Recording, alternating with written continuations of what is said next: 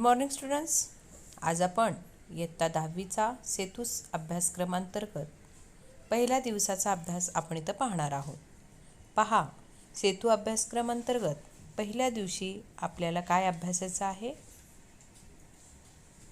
पूर्वतयारी. सेतू अभ्यासक्रमांतर्गत आपण काय पाहणार आहोत? पहा, कृतीपत्रिका 1. पहिली कृतीपत्रिका म्हणजे पहिल्या दिवसाची कृतीपत्रिका काय आहे पहा, एवढं आपल्याला पूर्ण करून घ्यायचं आहे.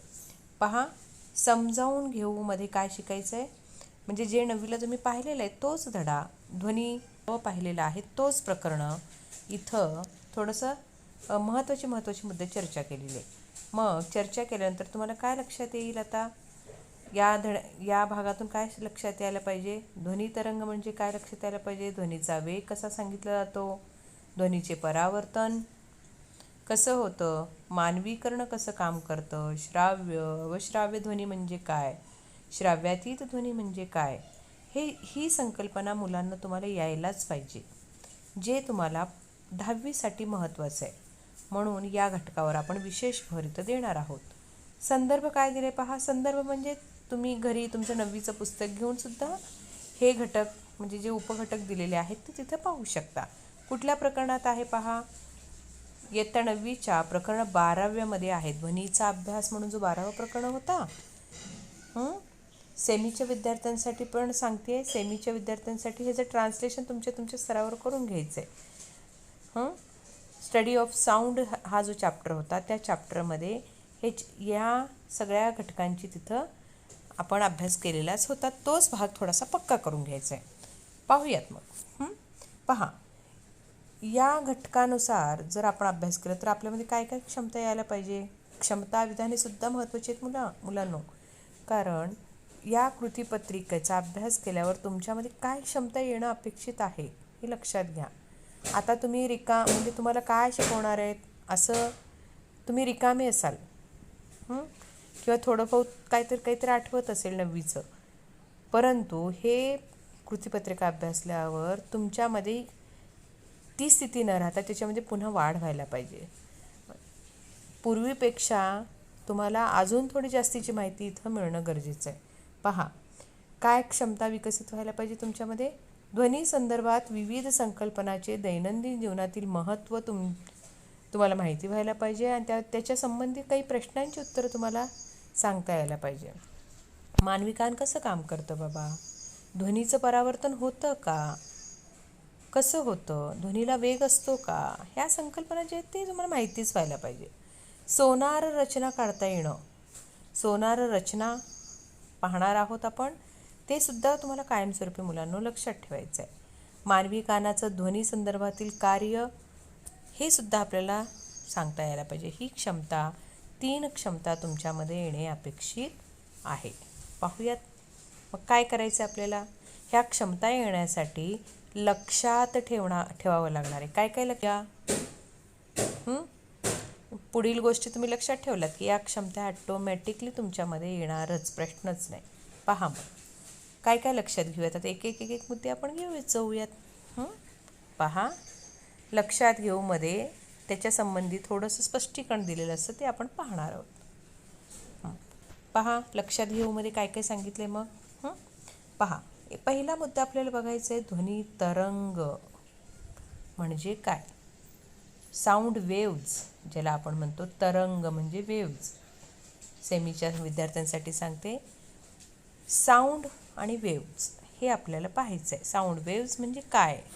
आता मुलांनो, हे घटक उपघटक हे जाऊ दे बाजूला, आपण थोडंसं अजून असं चर्चा करूयात.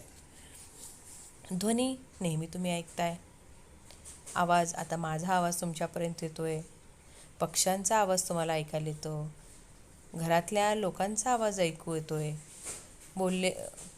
तुम्हाला मारलेली हाक कळतीये. म्हणजे ध्वनी तुम्हाला ऐकू येण्याची क्षमता तुमच्यामध्ये आहे, बरोबर आहे. आवाज ज्याला तुम्ही तुमच्या बोलीभाषेत म्हणता, आम्ही या आवाजालाच सायन्सच्या भाषेमध्ये म्हणतो ध्वनी, साऊंड. ठीक आहे. मग हा ध्वनी येतो तरी कसा हो, हा प्रश्न पडायला पाहिजे आपल्याला. गाय हंबरते, गाय ओरडते, तेव्हा तुम्हाला आवाज येतो, मग कसं येत असेल हो हवेतून. तुमच्या कानापर्यंत येऊन कसा पोहोचत असेल, असं थोडंसं बारीक विचार करायचं आहे. कुठलाही आवाज तुमच्यापर्यंत येतोच तरी कसा, पहिलं हे मनात तुमच्या प्रश्न उपस्थित व्हायला पाहिजे. आणि हा प्रश्न उपस्थित झाला रे झाला की तुम्ही ॲटोमॅटिकली ध्वनीचा अभ्यास करायला लागणारच, प्रश्नच नाही. कसं काय येत असेल हो आवाज?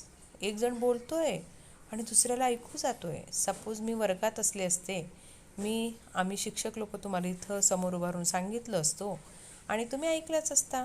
मग आमच्या तोंडातील आवाज तुमच्या कानापर्यंत जातो कसा, नेमका जातो कसा, हे आपल्याला इथं पाहायचं. मग ध्वनी तरंगमध्ये, तरंग म्हणजे वेव्ज. आता तरंगचा शब्दसुद्धा थोडंसं बघूयात. वेव्ज म्हणजे काय पहा थोडक्यात. पाण्यामध्ये पाणी स्थिर आहे समजा, नदीचं पाणी असेल किंवा विहिरीचं पाणी असेल. त्या विहिरीच्या पाण्यामध्ये एखादा दगड तुम्ही टाका, छोटं असं दगड. येता जाता तुम्ही असं कामं करताच, काय सांगायची गरज नाही. तुम्ही दगड टाकल्यावर त्या पाण्याच्या पृष्ठभागावर काही बदल दिसतो का नाही तुम्हाला? दिसतो. स्थिर पाण्यामध्ये समजा आपण एखादा छोटासा दगड मारला, टाकला, तर तिथं पाण्याच्या पृष्ठभागावर अशा लहरी तयार झालेल्या असतात. पाणी आहे तसं स्थिर राहतो का हो? नाही. पाण्याच्या लहरी तयार होतात. लहरी म्हणूयात आपण त्याला. पाणी खालीवर होतं, लाट आल्यासारखी होते. आणि त्या लाटेचं निरीक्षण करा मुलांनो. दगड ज्या ठिकाणी पडलेला आहे त्याच्या गोल गोल बाजूला तो पसरत गेलेला असतो लाट. आणि नंतर ती लाट त्या दगडाच्या सुरुवातीच्या ज्या ठिकाणी दगड पडलेला आहे त्या ठिकाणी ती लहर थोडीशी उंच खोल आपल्याला जास्त वाटेल ती लहर. पण तेच थोडंसं लांब त्या दगडाच्या ठिकाणापासून लांब बघितलं तर थोडीशी ती पुन्हा उंचवटा त्याचा कमी झालेला असतो. आलं का लक्षात? मग हेच लहर, हेच तरंग, हे तरंगच आहेत. लहरी ज्याला आपण म्हणतोय ते तरंगच आहेत. पाण्याचं खालीवर होणं, हे एक उदाहरण दिलं तुम्हाला. उंचवटा तयार झाला, खड्डा तयार झाला, मग ही पाण्याची लहरी तयार झाल्या म्हणजे तरंग तयार झालेला आहे. मग अशाच लहरी किंवा अशाच तरंग अजून कुठं तयार होतात? दोरीमध्ये पहा. दोरी एक जण पकडायची, दुसऱ्यानी सुद्धा दुसरीकडे पकडायची. एकाने फक्त थोडंसं झटकल्यासारखं करायचं एका हातात धरून. दुसऱ्या व्यक्तीने स्थिर उभारलेलं आहे बरं का.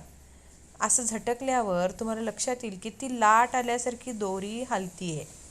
खालीवर होत ती दोरी हलेल. म्हणजे इथं सुद्धा काय तयार झाली? तरंगच तयार झालेले आहेत. अशा बऱ्याच ठिकाणी तुम्हाला ह्या तरंग दिसतील. पाण्याचं लगेच दिसतं म्हणून ते आपण उदाहरण दिलं. मग तरंग म्हणजे हेच आहेत. मग आता ध्वनीचं तरंगाबद्दल आपल्याला विशेष अभ्यास करायचा आहे.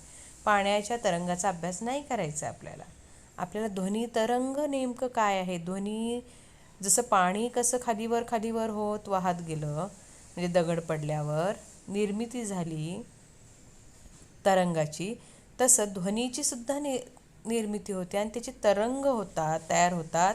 आणि हे तरंग आपल्या कानापर्यंत येऊन पोचल्यावर आपल्याला ते ऐकायला येतं.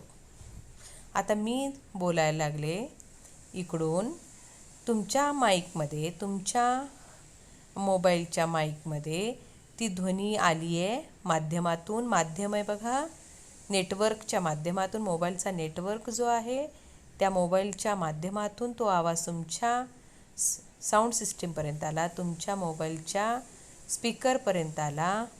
तिथं आल्यावर तिथून तो बाहेर पडू लागला आणि ते हवेतून तुमच्या कानात यायला लागला आहे आता. तरंग आहेत ते. आलं लक्षात? तर हे तरंग आपल्याला बघायचे आहेत. पाण्याची जशी तरंग असतात तसे ध्वनीचे तरंग आहेत. फरक काय मुलांना ते लक्षात घ्या. पाण्याच्या तरंगीचं इथे एक उदाहरण दिलेलं आहे, इथं दिलं आहे पहा. अगोदर हे भाग बघूयात. तरंग नेमकं काय तयार होतात, कसे असतात, थोडंसं बघूयात आपण. पहा इथं थोडंसं मी झूम कर. पहा इथं पाण्याची तरंग पहा, खालीवर दिसते असं. मी थोडीशी रफ त्याच्यासोबत हे केले. मग कण, आता एखादा दगड टाकलात पाण्यामध्ये, दगड टाकलात समजा, या ठिकाणी दगड टाकलात तर बाजूला काय होतो? तिथे दगड पडल्या ठिकाणी पाणी खड्ड्यासारखा दिसेल, म्हणजे पाणी आत गेल्यासारखं दिसेल. त्याच्या बाजूचा भाग असा उंच झालेला असेल, पुन्हा खाली खाली असं असं असं पसरत गेलेला असतो सगळीकडे. असे उंच खोल उंच खोल उंच खोल करत करत असं हीच लाट आहे. उंच खोल करत असं सगळ्या बाजूनी, बरं का, सगळ्या बाजूनी. इथं मी जास्त दाखवत बसत नाही. तर पाणी असं खालीवर होतं, म्हणून आपल्याला असं लहरीसारखे दिसतात, लाटा आल्यासारखे दिसतात, हो का नाही. पाणी खालीवर होतं. पाणी खालीवर होतं म्हणजे काय, ॲक्च्युली पाणी स्थिर होतं, असं सपाट या पृष्ठभागावर होतं समजूयात. एक उदाहरण दिलं. मग हे पाण्याचे कण काय झाले हो, खाली गेले. अगोदर मी खालून सुरुवात करणार नाही, वरून सुरुवात करणार आहे. मग पाण्याचे कण इथपर्यंत गेले, असं अगदी खूप वरपर्यंत येतात का, त्याचंही लिमिटेशन असतं. तुमचा दगड किती वजनाचा आहे त्याच्यावर सुद्धा अवलंबून आहे. तुम्ही जर मोठा दगड टाकला तर पाणी जास्त उसळेल. तेच तुमचं दगड अगदी छोटं घातलं असेल तर कमी पाणी उसळेल ना. मग किती पाणी उसळेल ते त्याच्यावर अवलंबून आहे. मग ही उंचीपर्यंत उसळलं समजा पाणी. थोडंसं इथलं डिलीट करते. या उंचीपर्यंत पाणी उसळलं समजा, लास्ट लिमिट. त्याच्यानंतर दुसरं कण त्याच्यापेक्षा कमी, तिसरं कण त्याच्यापेक्षा कमी, असं करत करत इथपर्यंत म्हणजे खालीसुद्धा जाईल. कमी कमी जास्त, कमी जास्त, कमी जास्त, अशा पद्धतीनं माध्यमातील कण हे वर आणि खाली, वर आणि खाली, वर खाली, वर खाली अशी ते हालचाल करते. आणि ही हालचाल स्थिर राहणार नाही, पुढे पुढे पुढे ती कमी झालेली असते. कारण ध्वनी मुलांनो ही एक ऊर्जेचा प्रकार आहे. ध्वनी एक ऊर्जा हे लक्षात घेतो. ही मुद्दा आपण चर्चा करणारच आहोत. आता पाण्याचं उदाहरण निघालं म्हणून आपण हे चर्चा करतोय. तर पाण्याच्या लहरी अशा तयार झालेल्या आहेत. मग तुम्ही म्हणाल याला कुठलं तरंग लहरी म्हणण्यापेक्षा मी आता तरंग म्हणते.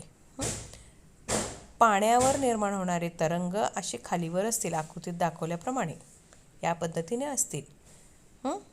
मग याला कुठले तरंग म्हणायचे, याला म्हणायचं अवतरंग. अवतरंग, याला कुठले तरंग म्हणायचे, अवतरंग. हे सगळं 9वीच्या पुस्तकात आहे. अवतरंग वगैरे इथं नाही आहे, पण मी सांगितलं. पाणी जर असं वर खाली त्याची हालचाल असेल, मध्यस्थानापासून वर आणि खाली, ते शब्द घ्यायचे, मध्यस्थानाच्या वर आणि खाली जर पाणी हालचाल, माध्यमातील कणांची हालचाल, इथं पाणी म्हणून उल्लेख करायचं नाही, माध्यमातील कणांची हालचाल जर मध्यस्थितीच्या वर खाली असेल, वर खाली म्हणजे मी लंबरूपसुद्धा म्हणू शकते. लंबरूप बघा हे, आणि हा किती अंशाचा कोन आहे, ते 90 अंशाचा कोन आहे. वर खाली म्हणजे काय, 90 अंशाच्या कोनातून. तरंग प्रसारणाच्या लंब दिशेने असेल तर त्याला म्हणायचं अवतरंग. थोडेसे शब्द महत्त्वाचे पर्टिक्युलर घालायचे. पहा, माध्यमातील कणांची हालचाल तरंग प्रसारणाच्या, प्रसारण म्हणजे या दिशेने जातात ना, प्रसारण इथं झालं, प्रसारण असं होत गेलं ना, इकडून लाट सुरू झाली, असं असं असं असं चाललाय तो, असं धरा. तर प्रसारण या दिशेने व्हायला लागले बघा, आणि माध्यमातील कणाची हालचाल अशी वर खाली व्हायला लागली, हो ना. तरंग प्रसारणाच्या वर आणि खाली किंवा लंब दिशेने होत असेल तर त्या तरंगाच्या प्रकाराला म्हणतात अवतरंग. व्याख्या पुन्हा 9वीच्या पुस्तकात आहे, तुम्ही ती बघा. अवतरंग. मग मला सांगा, पाण्याची तरंग ही कुठल्या तरंगामध्ये मोडेल? अगदी बरोबर आहे, अवतरंगामध्ये मोडेल. मग आता आपल्याला आपल्याला कशावर फोकस करायचं आहे? पाण्यावर तर आपण बघणार नाहीत, आपण कुठे बघणार आहेत? ध्वनी तरंगाचा अभ्यास करायचा आहे आपल्याला. आता बघूया ध्वनी तरंगामध्ये काय म्हणले ते. पहा, ध्वनी तरंगाचा अभ्यास करतोय आपण. ध्वनी तरंग काय बघायचं आहे? त्या अगोदर ध्वनी ही एक प्रकारची ऊर्जा आहे मुलांनो, हे लक्षात घ्या.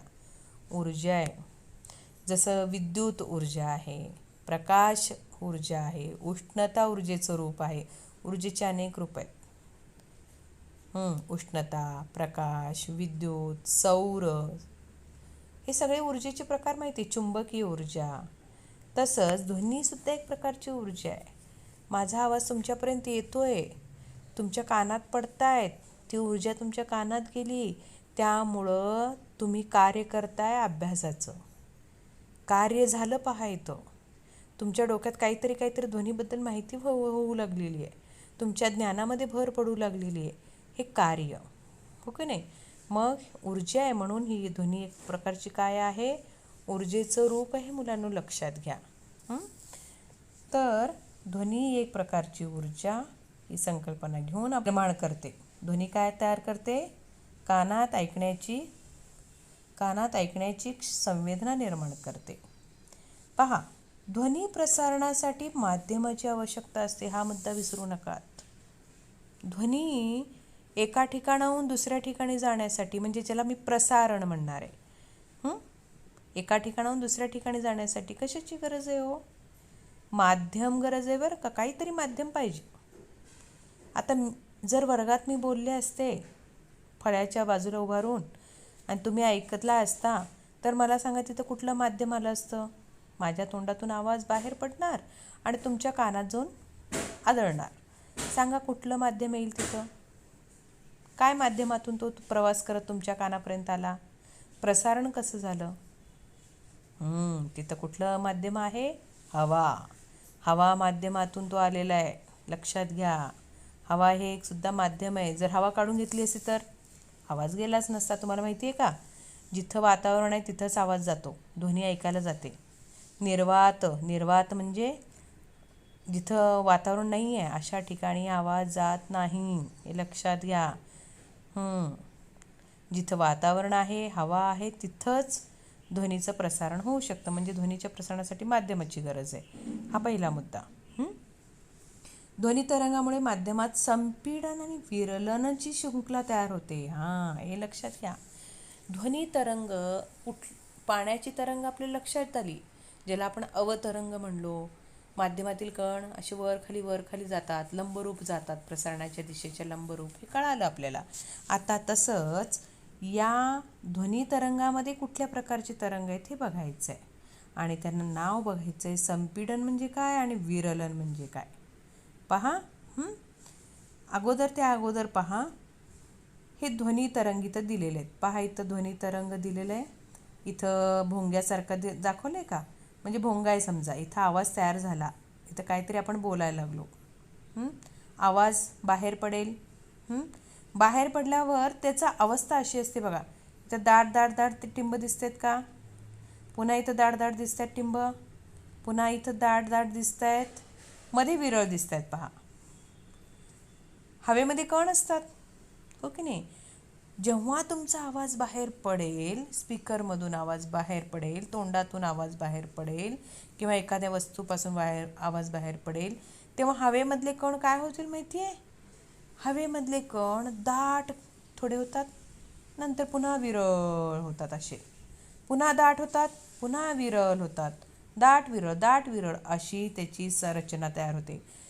हवेतील कणांची रचना अशी होते.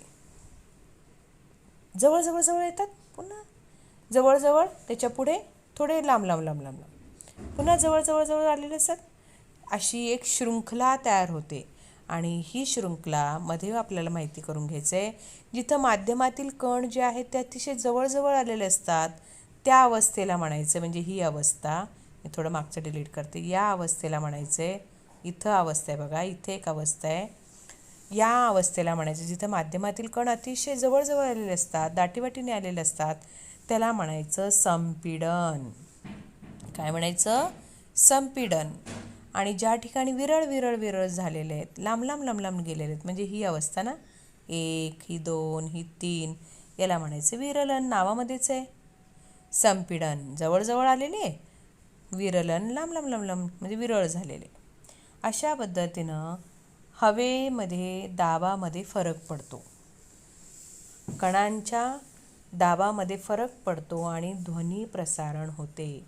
कमी जास्त म्हणजे विरळ दाट, विरळ दाट असं होत तुमच्या कानापर्यंत आवाज गेलेला असतो. आता मी सुद्धा बोलताना तसंच व्हायला लागलं आहे. माझा आवाज तुमच्यापर्यंत येतोय तेव्हा हवेमध्ये हे बदल झालेले आहेत. तुम्हाला नाही दिसत ते नुसत्या डोळ्यांनी. कुठं मॅडम दिसायला लागलं? आम्हाला तर दिसतच नाही. तर ॲक्च्युली तिथं अशी अवस्था झालेली असते हवेमध्ये. ठीक आहे. अशा पद्धतीनं संपीडन आणि विरलनची शृंखला तयार होते. लक्षात घ्या. पहा मग इथं काय म्हणलेलं आहे. मग अशा इथं खालीवर गेले का हो माध्यमातील कण? नाही. माध्यमातील कण जवळजवळ आले, लांब लांब गेले. म्हणजे कसे आले पहा. इथं दुसरी आकृती दाखवली पहा, ही आकृती.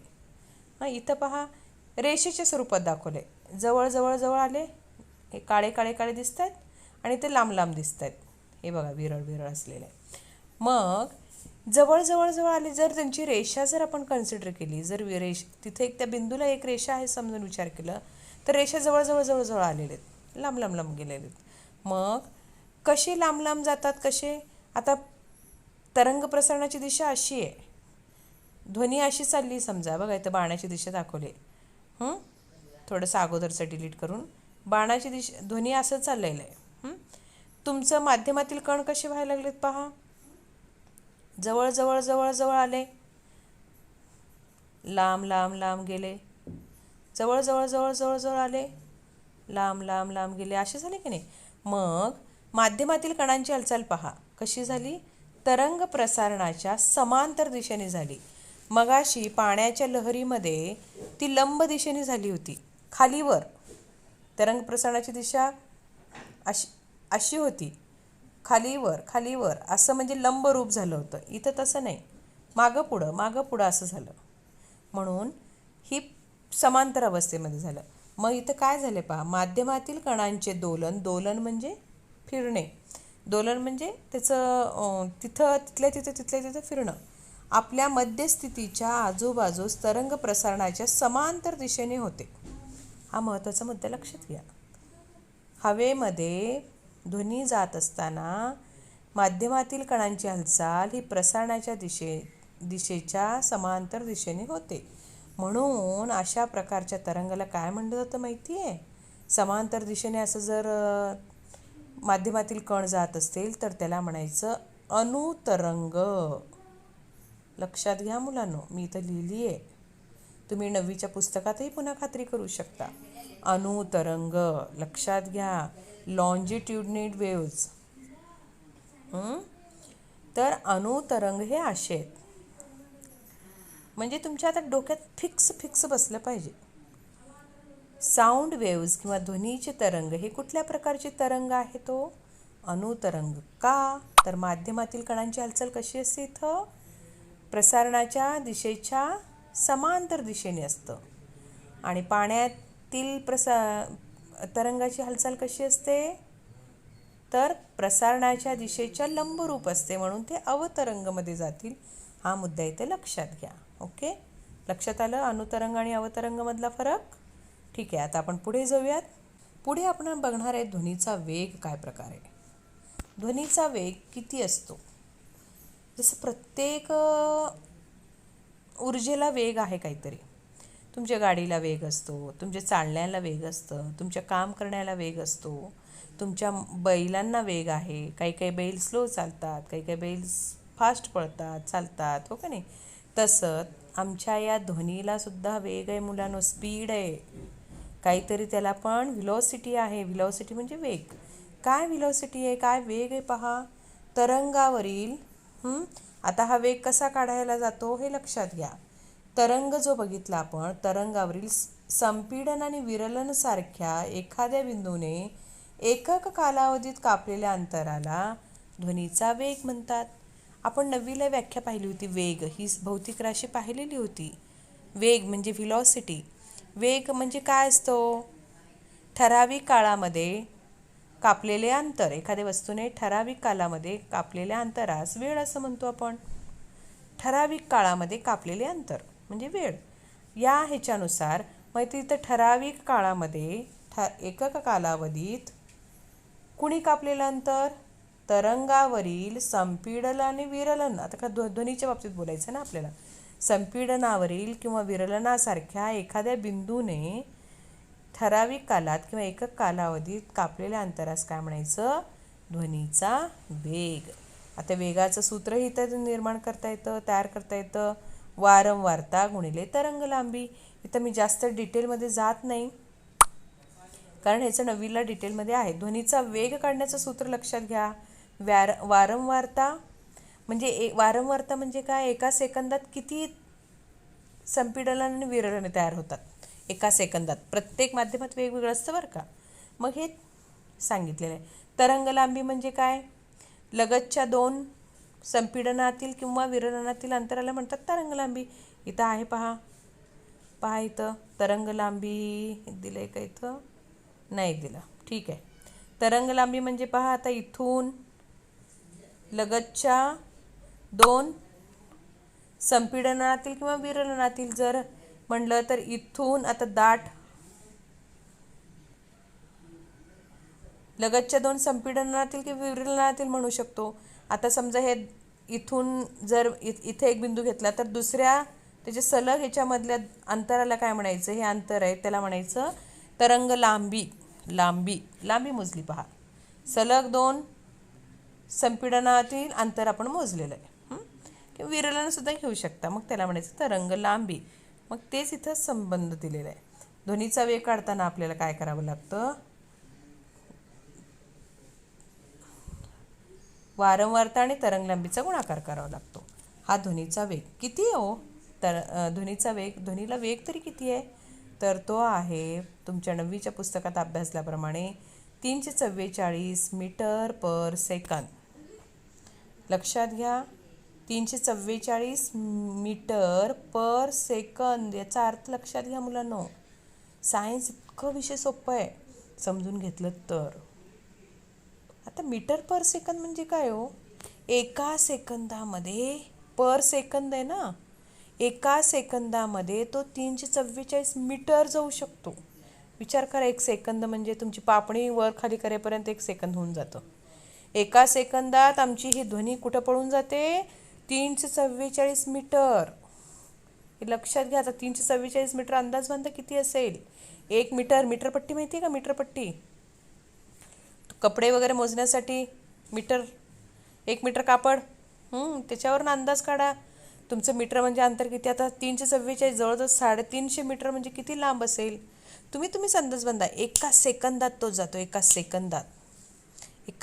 तुमची पापणी अजून बंद चालू व्हायच्या आत तुमचं ध्वनी तिथं गेलेलं असतं. एवढं स्पीड आहे मुलांनो आपल्या ध्वनीला. ठीक आहे, जास्तीची माहिती आहे 9वीच्या पुस्तकातही तुम्ही खात्री करू शकता. आलं लक्षात. ध्वनीचा वेग काढण्यासाठी वारंवारता आणि तरंग लांबी यांचा गुणाकार करावा लागतो. त्यानंतर आपण पाहूयात श्राव्य, अवश्राव्य आणि श्राव्यातीत ध्वनी म्हणजे काय. श्राव्य ध्वनी, अवश्राव्य ध्वनी आणि श्राव्यातीत ध्वनी, 3 ध्वनीचे प्रकार बघायचे. प्रकार येथे ॲक्च्युली पहा. श्राव्य ध्वनी नावामध्येच आहे, श्राव्य नावामध्येच आहे श्राव्य ध्वनी. पहा, श्राव्य म्हणजे ऐकू येणारा आवाज. अवश्राव्य ऐकू न येणारा आवाज. अव म्हणजे न येणारा. श्राव्यातीत अति आवाज. ऐकू तर येतच नाही, कारण पूर्ण आपलं कान बधीर झालेलं असतं असं म्हणूयात आपण. श्राव्यातीत ध्वनी सुद्धा असते मुलांनो. ऐकू येणारे काही आवाज आहेत, अवश्राव्य काही आवाज आहेत आणि श्राव्यातीत अतिशय मोठा आवाज असलेले पण आहेत. आता ते काय, कसं असतं, कसं ओळखायचं असतं ते बघूयात. ध्वनीचे 3 प्रकार झाले. मग श्राव्य ध्वनी, अवश्राव्य, श्राव्यातीत हे माहिती असायला पाहिजे. श्राव्य ध्वनी कुणाला म्हणायचं, नावामध्ये सांगितलं जे आमच्या कानाला ऐकू येतं. आमच्या म्हणजे कुणाला, मानवाचा विचार करू आपण. मानवी कानाची ध्वनी ऐकण्याची मर्यादा किती आहे पहा. अगोदर लक्षात घ्या, आपण कुठल्या ते कुठल्यापर्यंतचा आवाज ऐकू शकतो. 20 हर्ट्ज ते 20,000 हर्ट्जपर्यंतच आवाज आपण ऐकू शकतो. हर्ट्ज, एच झेड म्हणजे हर्ट्ज आहे. हर्ट्ज या वारंवारतीचं एककाचं म्हणून त्याला हर्ट्ज असं नाव पडलं. वारंवारताचं एकक आहे हे. एका सेकंदात किती संपीडन, विरलन जातात किंवा तरंग जातात त्याच्यावरून ते हर्ट्ज काढलेलं असतं. आता तो भाग मी इथं जास्त चर्चेला घेत नाही. तर आपल्या कानाची मर्यादा किती आहे, ऐकण्याची मर्यादा 20 हर्ट्ज ते 20,000 हर्ट्ज. झोपेतून उठून विचारलं तरी सांगता यायला पाहिजे मुलांनो. ही क्षमता तुमच्यामध्ये यायला पाहिजे. किती हर्ट्जपर्यंतचा आवाज ऐकू येतो आपल्याला. 20 हर्ट्ज ते 20,000 हर्ट्ज. तुम्ही हर्ट्ज हा शब्दसुद्धा कुठं ऐकला? हर्ट्ज, हर्टझ असं त्याचं उच्चार आहे बरं का. रेडिओवर ते FM रेडिओवर तुम्ही 95.2 95 FM असं लावता बघा. तिथं थोडंसं ते कुठं आपण सेट करतो ना तिथे FM लावायच्या वेळेस हर्ट्ज म्हणून असतं बघा. 95 हर्ट्ज ते ॲक्च्युली असं आहे ते. प्रत्येक स्टेशनचं हर्ट्ज वेगवेगळं असतं. म्हणजे ते ध्वनीच्या बाबतीत ते लिहावं, कारण ते ध्वनी ऐकण्यावरच आहे ना. TV असेल, रेडिओ असेल, FM मध्ये ऐकण्याची म्हणजे ध्वनीशी निगडीत ती साधनं आहेत, म्हणून तिथंसुद्धा ते लिहिलेलं असतं. तिथं तुम्ही पहा. तर आपल्या मानवी कानाची मर्यादा किती आहे? 20 हर्ट्ज ते 20,000 हर्ट्ज. म्हणजे याचा अर्थ काय? या वारंवारतेच्या ध्वनी आपण ऐकू शकतो, सहज ऐकू शकतो. आता माझा आवाज तुमच्यापर्यंत यायला आहे ना, कारण माझा आवाजाची हर्ट्ज किती आहे सांगा? 20,000 ते 20 ते 20,000 हर्ट्जपर्यंतचीच आहे. एकदम मी जोरात बोलले तर थोडी माझं हर्ट्ज वाढेल, अजून जोरात बोलले तर अजून हर्ट्ज वाढतील, स्पीकरने सांगू लागले तर अजून हर्ट्ज वाढतील, हो का नाही? पण आता नॉर्मल किती आहे? म्हणजे 20 ते 20,000 हर्ट्जच्या दरम्यान आहे, कारण तुम्ही ऐकू शकताय. मग या मानवी कान ऐकू शकतो, म्हणून या ध्वनीला म्हणायचं श्राव्य ध्वनी. मगाशी म्हणल्यासारखं ऐकू शकतो म्हणून श्राव्य ध्वनी. आता मग कुणाला म्हणायचं अवश्राव्य? कुठली ध्वनी आपण ऐकू शकत नाही? मानवी कान 20 हर्ट्जपेक्षा कमी ध्वनी ऐकू शकत नाही. 20 हर्ट्जच्या पुढचे आपण ऐकू शकतोय, मग 20 हर्ट्जपेक्षा कमीचं ऐकू येईल का आपल्याला? नाही. म्हणून ते ध्वनी कशात मोडेल? अवश्राव्य. मानवी मग काय व्याख्या करता येईल? 20 हर्ट्जपेक्षा कमी वारंवारतेच्या ध्वनीला अवश्राव्य ध्वनी म्हणतात, हे लक्षात घ्या. आता अवश्राव्य ध्वनीची उदाहरणं काही आहेत का हो? माहिती तुम्हाला 9वीत शिकलेला आहात तुम्ही. अवश्राव्य असे कुठले ध्वनी आहेत का जे आपण ऐकूच शकत नाही?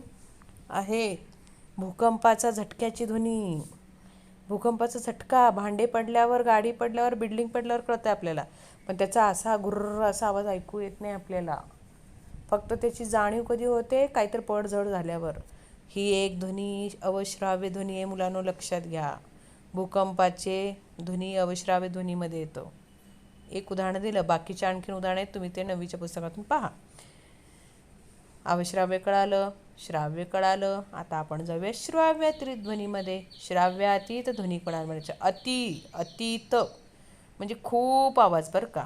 मग सांगा मला व्याख्या कशी येईल ह्याची?